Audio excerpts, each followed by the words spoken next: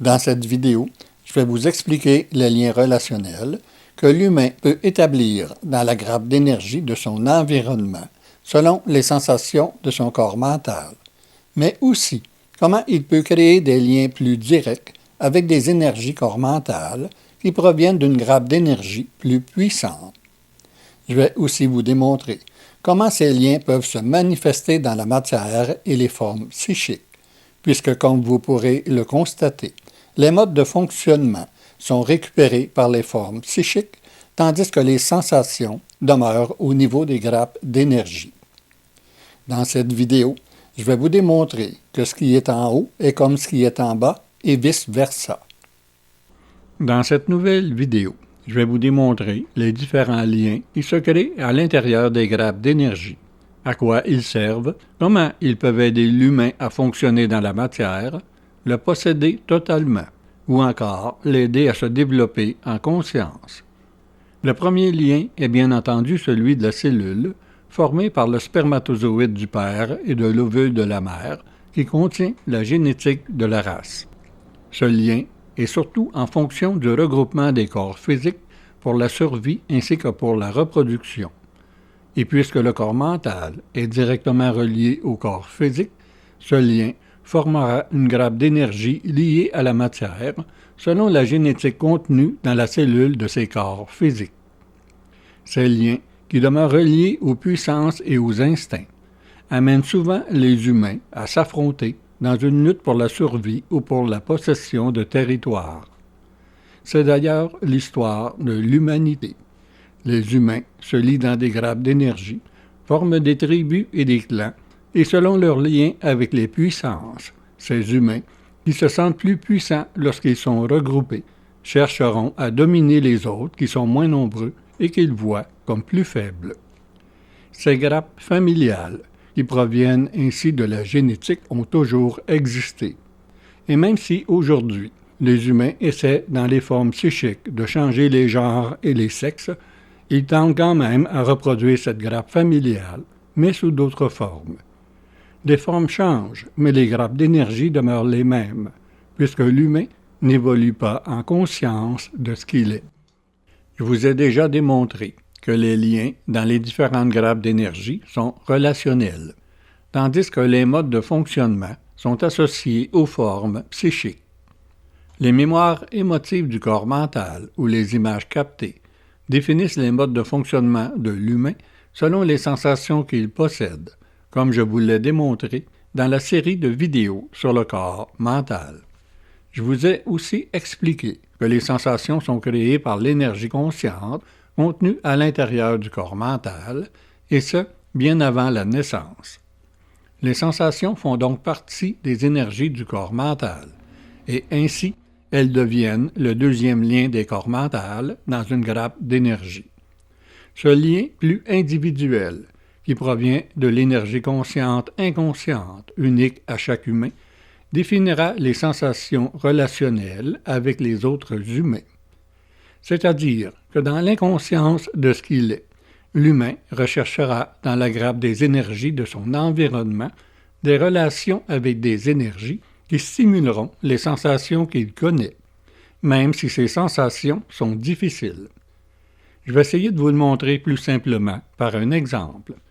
Une femme que j'ai rencontrée en consultation a capté bien avant sa naissance l'énergie froide d'une mère autoritaire, ce qui a développé chez elle une sensation de refus de la mère qui, automatiquement, devient aussi le refus de ce qu'elle est, puisqu'elle possède la même énergie que la mère. Le père, lui, demeure soumis à cette énergie autoritaire de la mère. Et puisque dans sa petite enfance, et comme tous les enfants, elle n'a pas la capacité de confronter cette énergie froide et puissante de la mère, car peu importe son caractère, la mère demeure pour l'enfant la sécurité et l'autorité. Les images captées du père lui montrent à se soumettre à cette autorité. Mais ces sensations captent aussi la colère du père qu'il n'ose pas manifester, puisque lui-même possède cette sensation de domination qui provient de sa mère. Cette colère du père envers sa mère devient sienne, et comme elle possède une énergie puissante, en vieillissant, elle contestera sa mère ainsi que toute personne qui possède cette énergie autoritaire. Un lien important se crée dans la grappe d'énergie de son environnement en fonction de cette sensation de domination de sa mère. Et inconsciemment, cette sensation cherchera dans la grappe d'énergie l'énergie de domination que l'énergie consciente contenue dans son corps mental connaît. Elle trouvera un mari autoritaire qui continuera à éveiller sa colère et qu'elle pourra contester. Vers la fin du deuxième cycle, où elle se retrouve dans les énergies à transformer, elle a vécu une séparation et elle a cherché de l'aide. Je l'ai rencontrée pendant un certain temps pour l'aider à voir clair dans cette situation. Avec le temps et la compréhension de ce qu'elle vit, elle a rencontré un homme doux et attentionné envers elle. Elle avait beaucoup de difficultés à l'accepter, car c'était une énergie d'une grappe d'énergie qui provient d'un environnement qu'elle ne connaissait pas. Je lui ai dit d'essayer de se laisser aller à cette énergie afin de changer ses modes de fonctionnement reliés à ses sensations difficiles. Quelques années plus tard, je la retrouve à mon bureau avec les mêmes difficultés. Elle a quitté l'homme doux, car il ne stimulait pas ses sensations. Et lorsque les sensations du corps mental ne sont pas stimulées, l'humain trouve que sa vie est plate et ennuyante, car les mémoires qui créent les modes de fonctionnement ne sont pas stimulées non plus, puisqu'elles dépendent des sensations captées avant la naissance. L'humain se retrouve alors avec lui-même dans sa vulnérabilité, où il pourrait apprendre d'autres modes de fonctionnement, les siens. Mais comme cette vulnérabilité est encore plus difficile à supporter que les sensations difficiles, inconsciemment, il cherchera dans les grappes d'énergie de son environnement les sensations qu'il connaît où il se sent vivant. C'est exactement ce qui est arrivé. Cette femme a retrouvé un autre homme dominateur qui stimule sa colère, et elle se sent plus vivante et plus amoureuse. Car lorsqu'elle était enfant, elle aimait sa mère, même si celle-ci était dominante, et à chaque fois qu'elle rencontre un homme dominant, elle se sent en amour. Par contre, cette fois, comme le conjoint est plus jeune, elle devient la mère, puisqu'inconsciemment, elle possède la même énergie que sa mère, et elle devient autoritaire, parce que c'est la relation mère-enfant qu'elle connaît, et cet homme plus jeune devient l'enfant. Ceci pour vous démontrer la puissance des liens relationnels dans la grappe d'énergie, et comment, sans la connaissance de ce qu'il est et de ses sensations, il devient difficile, voire impossible pour l'humain, de se libérer de ces liens énergétiques. Dans la série de vidéos sur le corps psychique, je vous ai aussi démontré que les sensations, lorsqu'elles sont récupérées par l'énergie émotive psychique, deviennent émotions. Et lorsque dans ces liens de la grappe d'énergie de son environnement, les sensations de l'humain ne sont pas stimulées, les émotions sont aussi absentes, et il se sent vide et dépressif. Ainsi, l'humain ne vit que des émotions qui cachent la réalité, les sensations captées avant la naissance. Chaque humain possède des sensations qui établiront constamment des liens qui le conditionnent à revivre ce qu'il connaît, mais dans des formes différentes, puisque l'humain change de dimension, comme je vous l'ai démontré dans la série de vidéos sur les cycles de vie. Ce lien dans la grappe d'énergie de son environnement stimule chez l'humain, qui ne possède pas un corps mental assez puissant et qui demeure, comme la majorité des humains inconscients de ce qu'il est, des sensations qu'il connaît et qui le protègent d'un contact avec d'autres énergies corps mentales trop puissantes pour sa vulnérabilité.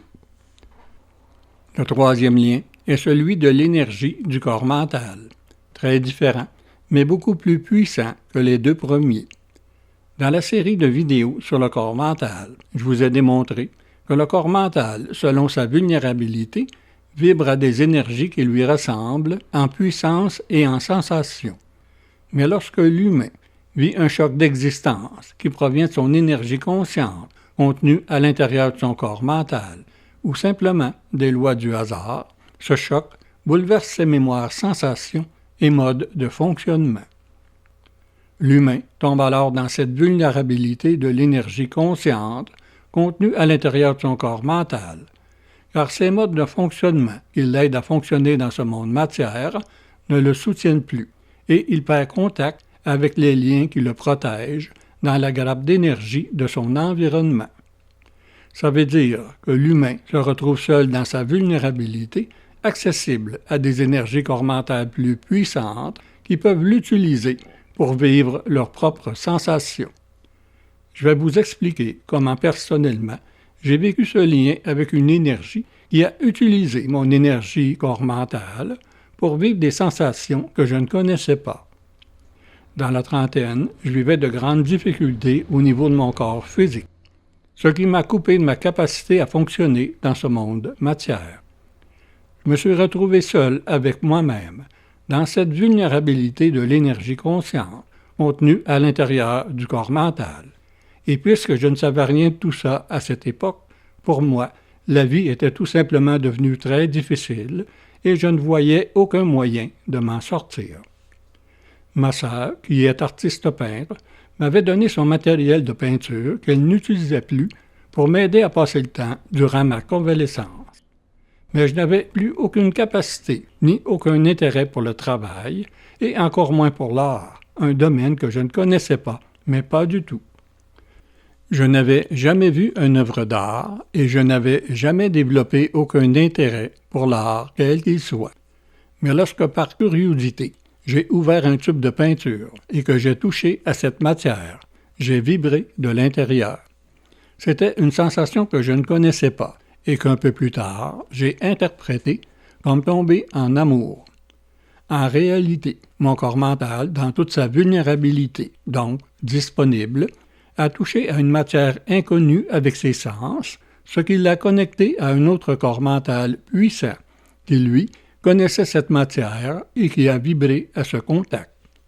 Je me suis installé pour essayer de peindre, et à ma grande surprise, je savais peindre, et je savais comment mélanger les couleurs, car un autre corps mental pouvait utiliser ma vulnérabilité du moment pour vivre ses mémoires, qui étaient probablement en fonction de la peinture. C'est une forme de possession, car c'était plus fort que moi.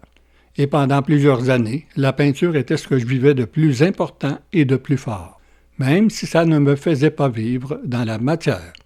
Et en plus, je me sentais un grand peintre. C'est ce que cette énergie corps mentale qui m'utilisait était probablement lorsqu'il vivait dans la matière.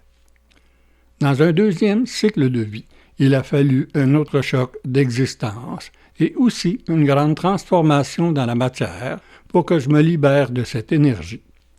Par contre, comme je possède un corps mental puissant et une vision de ce que je vis, j'ai pu récupérer cette énergie de la peinture pour gagner ma vie et ainsi changer ma façon de fonctionner dans ce monde matière.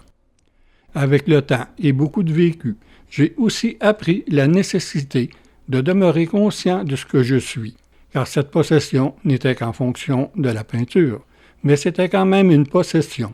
Imaginez d'autres possibilités.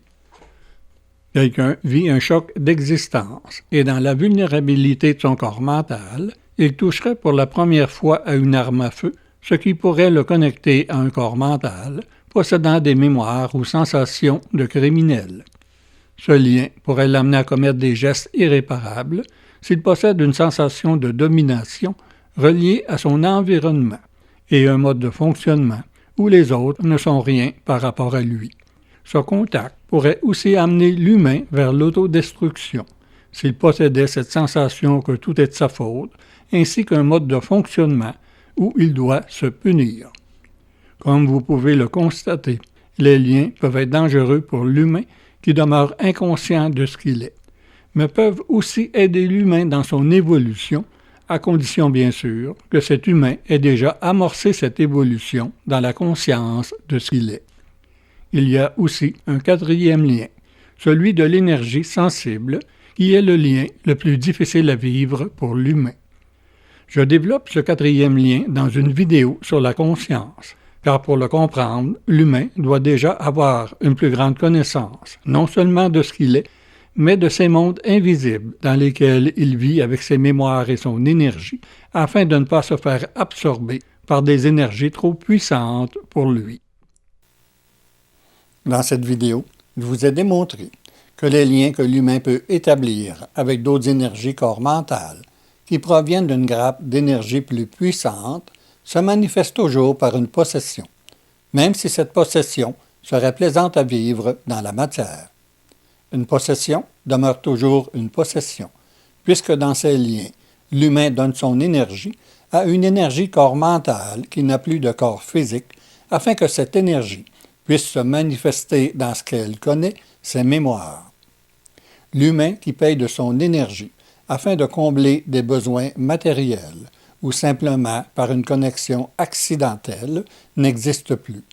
Et c'est ce que je vais vous démontrer dans la prochaine vidéo où j'aborde un sujet sensible, la vie et la mort, mais surtout la vie après la mort du corps physique. Je vous donne rendez-vous la semaine prochaine pour la suite de cette série de vidéos sur les grappes d'énergie.